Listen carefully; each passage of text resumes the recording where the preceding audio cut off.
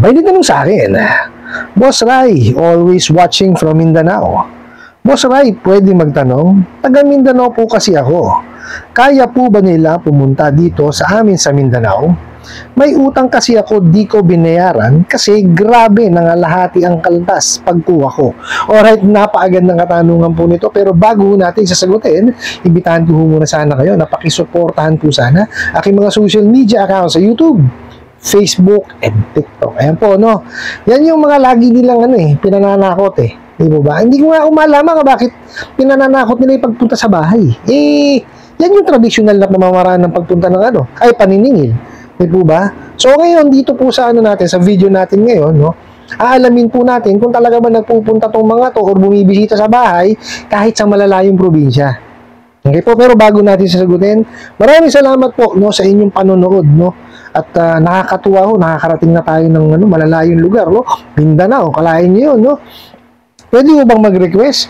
Pwede ko bang malaman, no? Kung taga saan po ba yung mga nanonood po sa atin? Kung maaari lang po sana, paki-comment po kung taga saan po kayo, okay? So ito po sagutin natin. So ang tanong nyo po is kung talaga bang nagpupunta sa Mindanao o sa malalayong lugar itong mga bugo at abusadong online lending apps dahil nga po, no? Kasi mayroong hindi kayo binayaran dahil nga nagulat kayo at kalahati na lang, no, yung natanggap nyo kasi kalahati yung kinaltas. Okay, ganito po yan, no? 99.99% no, of the time dito sa mga bugo katabusadong online lending apps, hindi naman talaga bumibisita sa bahay yan. Okay? Meron pong mangilan-ngilan, no, na nagpupunta sa bahay.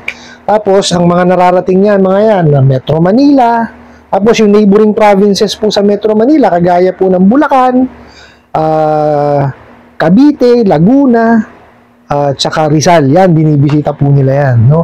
Tapos, yung iba naman po, may nakakarating din po ng Pampanga, no, Tarlac, o iba pang lugar, no? Pero, ang ginagawa po nila is nag-hire po sila or kumukomisyon sila ng mga collection agency. Okay? Yung collection agency po ang pupunta sa inyo. Okay? Ganun po ang ginagawa nila, no? So, kukontak sila or makukontrata ng collection agency kasi itong mga collection agency po may kakayanan no magsagawa ng field visit. Okay, pero hindi lang ho yun, no?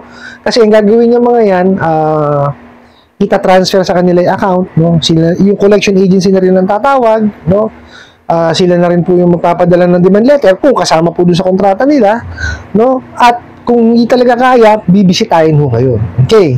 Ngayon, ang question kasi, kung kaya ba, no, sa malalayong lugar. Meron ho kasi akong nabalitaan, no, na sa Cebu daw po, meron silang may mga may mga nagfi-field. Okay? So, ibig sabihin po, kaya naman. Ngayon, depende na lang po 'yan, no, kung yung makukuha nilang collection agency is may kakayanan pumunta dun sa lugar ninyo. Okay? At ito lang naman po yan kasi ako noong panahon po na nasa motorcycle industry ako, nakarating po ako malalayong lugar na sa sa yung buong Luzon po naikot ko no, lalo na ho dyan sa North Luzon, no, narating ko ho yan.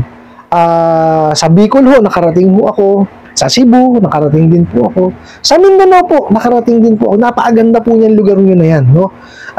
Tsaka mababait, hindi ho yung hindi ho yung kagaya ng sinasabi nila na nakakatakot, hindi ho kasi lang naman, no, pag pumunta kayo sa isang, kasi ito yan ang tip ko dun sa mga maniningil, okay? Pagka kayo pupunta sa isang lugar, lalo kung mga kapatid nating mga mga Muslims, no, magpaalam muna kayo, no, lalo dun sa elderly nila, magpaalam kayo dun, para at least masamahan kayo, kasi importante yun na nagbibigay nagbibigay galang ka, hindi yung pasok ka lang ng pasok, no, kasi yan hindi po pwede na kumbaga pumunta ka sa lugar na yon kasi nga merong hindi nasisingil tapos papasukin mo lang. Hindi ganoon. Magpano ka, magbigay galang ka. No, kagaya ho yung sa Taguig po, no? Kasi meron pong lugar diyan, no? Yung ating mga kasama o mga kaibigang mga Muslim, no? Nagpaalam ho ako sa elderly po nila. Sinamahan ako. Actually, ano pa nga sila pumagitan pa nga ho Kumbaga, namagitan pala. Namagitan pa nga ako. Ibig sabihin, tumutulong pa talaga. Kumbaga, sila ba yung kakausap kung talagang hindi kayo magkain. Kasi iba ho syempre yung salita nila, yung iba naman ho kasi hindi nakakapag-Tagalog. So, hindi ko sinasabi lahat yung iba po. So, para po itatranslate nila. Mababait po ang ating mga kababayan, mga Muslim, no? So, kaya ako nagtataka, sila takot. Diba? Ako ilang beso ako nagpunta ng Mindanao. No? Sa Taguig po, no? Nakapaningilin ako dyan. Sa Bulacan po, meron din mga dyan. Nakapaningilin ako dyan. Kaya ako nagtataka, bakit sila takot na takot? Kasi nga, itong mga bugo katabusadong online lending apps, wala talagang alam sa paniningil. Puro pangaras. Kaya nga ako ginawa ko to. Isa to sa dahilan, no? Kaya ginawa ko itong aking channel para makapag-provide ng information with regards to laws, mga batas, no? Tapos, paano ba talaga magpalakad ng lending, no? Paano ba talaga yung tamang paniningil? Para at least may idea kayo. Hindi ho kayo nagiging tulongges. Diba? Sorry for the term, kasi yun po yung termino namin, no? Kami mga maniningil. Alam nyo naman kaming mga maniningil, termino namin, salitang kanto, no? So, yun no, para at least hindi kayo, kumbaga, naloloko, no? Kasi itong mga bugo katabusadong online lending apps, dinadaan nila sa takutan. Di ba? So, sasabi, bibisita ako sa bahay nyo, ganyan. Which is, hindi nyo naman dapat matakot pag binisita kayo sa bahay. Kasi yan ang tradisyonal na pamamaraan ng paniningil. Kasi dati naman wala naman telepono Di ba? Pagka ikaw talaga sisingil, pupunta ka sa bahay, may dala ng resibo. Magbabahay-bahay talaga. Bakit pinananakot nila ni pupunta sa bahay? Di ba? So, mali yung banat nila Kaya tuloy yung mga tao natatakot. Tsaka yung iba nga sinasabi, legal ba yung pagpunta sa bahay? Legal po. Legal na legal yan. As long as nasusunod po yung nasa prohibition ng Unfair Debt Collection Practices. Kasi nakalista po yung bawal dun So yun ang dapat hindi ginagawa.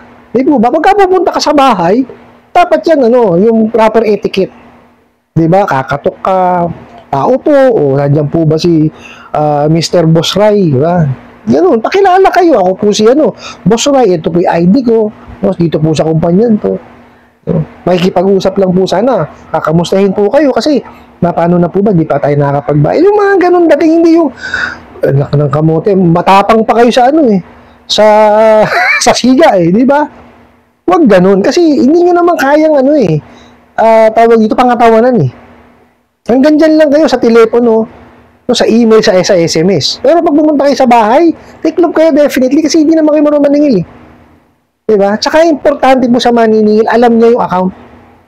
Diba? Para makakapag-negotiate kasi mahirap. Kung itong mga bugo katabusadong online lending apps na to, hindi yan makakapag-negotiate. Nakanganga lang sa'yo. Wala akong alam yun di ba? Kasi anong negotiation ang mangyayari? Wala. Di ba? So, hindi ho pagkakatiwala ng may-ari ng lending yan dyan sa mga bugo katabusadong online lending apps na yan na pumunta ng bahay. Di ba? Tsaka mapapahamak yung mga bugok na yan. Kung ganyan sila makipag-usap, No? So, wag ho yung katakutan kung pupuntahan kayo sa bahay. Tanggapin nyo na maayos. Di ba? Hingan nyo ng ID. Importante yun Yung may ID, dapat may identification Di ba? Not unless bago lang yung paniningil. Talagang may tendency na wala pang dalang ID yan. So, ang lang is, pagka walang dalang ID, tawag kayo sa opisina. Diba? Alamin nyo kung may pinapunta talaga silang maniningil. Tsaka pagka magbabayad kayo, dapat may resibo. Diba? Para sigurado papasok yung yung ibinayad nyo. Ngayon, kung ayaw nyo sa kanya magbayad, doon kayo sa payment channel, kung ano man yung payment channel na ginagamit po nung lending na nahiraman po ninyo. Ganun lamang po. Huwag nyo silang katakutan. Tanggapin nyo. Basta kausapin nyo. Diba? Paalam nyo kung ano yung nangyari. Diba? Kagaya nyo sa inyo. Sabi nyo nga, kalahati na lang kasi natanggap nyo, kaya hindi nyo binayaran. Sundin nyo na lang po kung ano yung nasa ceiling on interest rate. Diba ba? Bayaran nyo pa rin. Diba? Pero, yung sa akin, sundin nyo kung ano yung nasa ceiling on interest rate. Kasi, obligasyon po natin yan. No? Ulitin ko po, pagka tayo ng hiram, kailangan bayaran natin yan. Kasi yun ang obligasyon natin eh. Kahit pa paano nagamit, kahit sabihin natin ng alahati eh. Di po ba? So kung ano, yung nakalagay sa ceiling on interest rate, di yun ang bayaran natin. No? Pagka 10,000 pababa, 15% lang po ang maximum na po pwede nilang ikarga sa inyo. More than that, hindi na po tama yun. No? Tapos pagka yung lumpas tayo sa isang buwan, 5% additional po. That's it. Yun lamang po ang nakalagay doon. So, kung yun, masusunod po ninyo, so bayaran nyo na lang siya para matapos na. Pero, ako sa totoo lang kung i-gauge ko yun sa inyo, no? Dahil nga mga duwag yung mga bugo katabusadong online lending apps na yan, baka 99.9% hindi pumunta sa inyo. Ano po? I hope nasagot ko po itong katanungan na to at sana po'y makatulong. Maraming salamat po sa inyong walang sawang pagsuporta at panonood sa aking mga videos. Maraming salamat po sa inyong pag-like, pag-share, pag-comment at pagtatanong. And kunin ko na rin po itong opportunity na to na imbitahan po sana kayo at pakisuportahan po sana ang aking mga social media account sa YouTube, Facebook, and TikTok. Nasa muli po, yun lang.